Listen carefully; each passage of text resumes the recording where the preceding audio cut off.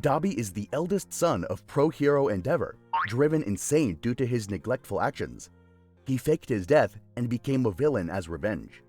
He became affiliated with the League of Villains, a former member of the organization's since disbanded Vanguard Action Squad, and later one of the 9 lieutenants of the Paranormal Liberation Front.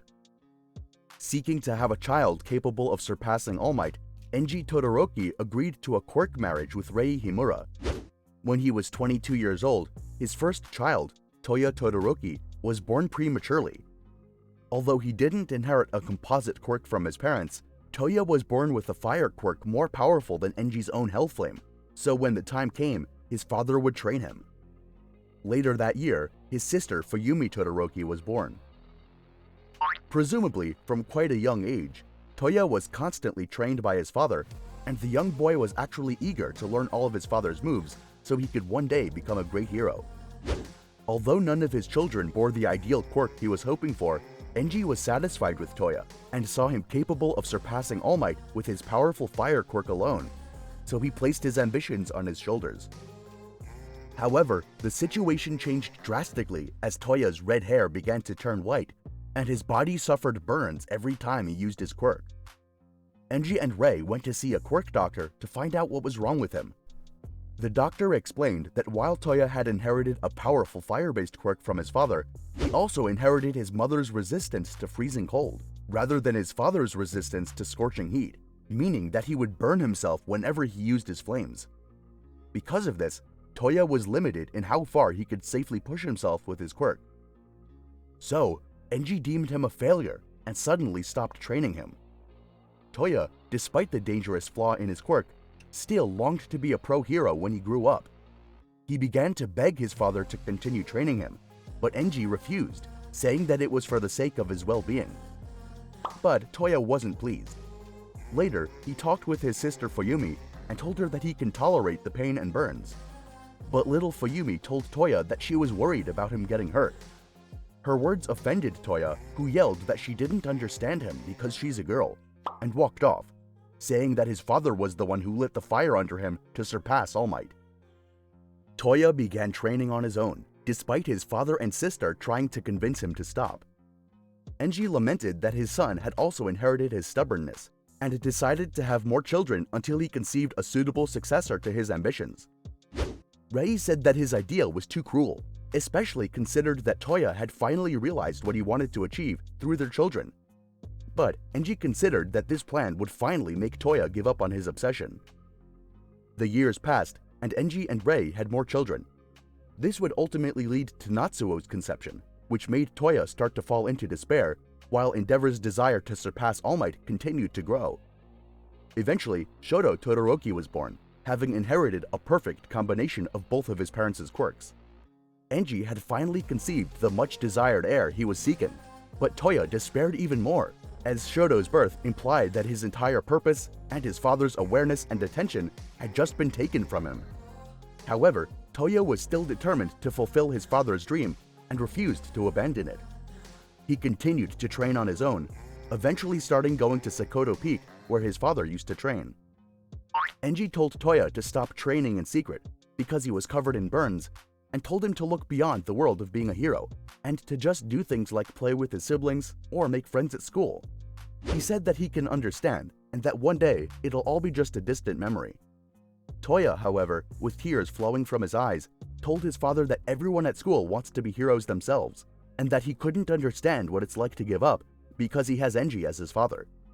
Enji had lit the fire in him to surpass All Might, and it wasn't going out, just as he calls him by his hero name rather than father. Their argument drew Rei and the rest of the children to where they were. Toya told his father to look at him as he violently lashed out with his flames at his mother carrying an infant Shoto, attempting to harm his youngest brother. He was stopped before he could hurt anyone, but after Toya's outburst, Enji decided to ban the other siblings from interacting with Shoto so that he could focus on his training. He entrusted Rei to look after Toya. When Rei said that all Toya wanted was for his father to acknowledge him, Enji replied that all he could show anyone is the world of heroes, to which Rei scathingly replied that he's just running away from his problems. During the following years, Toya developed what appeared to be an excellent relationship with his siblings. They were always together and always played together. This is especially true regarding his brother, Natsuo. However, they were raised separately from their youngest brother, Shoto. Likewise, his father's traumatic abuse and then abandonment had a strong emotional and mental impact on Toya, and he used to go to his brother Natsuo many times with tears in his eyes, questioning why he even existed. 5 years had passed since the incident, and Enji decided to train Shoto, preventing him from playing with his older siblings despite him begging. A 13-year-old Toya witnessed them and glared at the two of them hatefully. Later that night, he confided in Natsuo his inner doubts, acknowledging that it was his fault for attacking Shoto, who did nothing wrong, but continued to rant about his feelings towards their father and how he considered the rest of his children as failed creations, wondering whether the only thing heroes did was make children and discard them when they didn't need them. Natsuo, however, just wanted to sleep and suggested that Toya talk to Fuyumi once in a while. Toya was hurt by the implication that Natsuo was brushing him off as well, explaining that he was the only one who Toya could talk to. One day, when Toya was preparing to train at Sekoto Peak, Rei tried to dissuade him and make him consider whether or not he really wanted to be a hero, assuring him that there are more options than the hero world. Toya was infuriated by her words, yelling at her and asking if she'd been reading any self-help books lately. His statements left Rei surprised as he continued his rant, saying that he already knows that she only married Enji because her family was poor and that that was the only reason he was born, putting responsibility for his problems on her shoulders as well. Toya continued to train at Sekoto Peak, and during the winter season, around the time he had a growth spurt, his quirk developed, and his flame's colors changed from red to blue. Toya discovered that his flames are linked to his emotional state, and would get stronger if he was riled up. He started crying while saying that he doesn't know why he does when he gets worked up. Shortly afterwards, excited to show his father how he had developed, Toya asked him to come to Sekoto Peak the next time he had a day off. Enji, however, lifted up his shirt and saw his burn scars. He was angry that Toya had been training again, but his son was adamant that he was destined for greatness and determined to make his father proud of him. Frustrated, however, Enji ignored his eldest son's pleas and took his anger out on Rei for not stopping Toya. Sometime later, Toya waited at Sekoto Peak for his father to meet him, but Endeavor never showed up, much to Toya's disappointment and anguish. The emotional turmoil he felt caused him to lose control of his flames, resulting in a massive wildfire. Toya tried to save himself, but he didn't know how to quell his flames, as his father only ever taught him to increase the heat. He was scorched with flames exceeding 2000 degrees Celsius. His body was believed to have been incinerated, and the only thing that was found was part of his jawbone.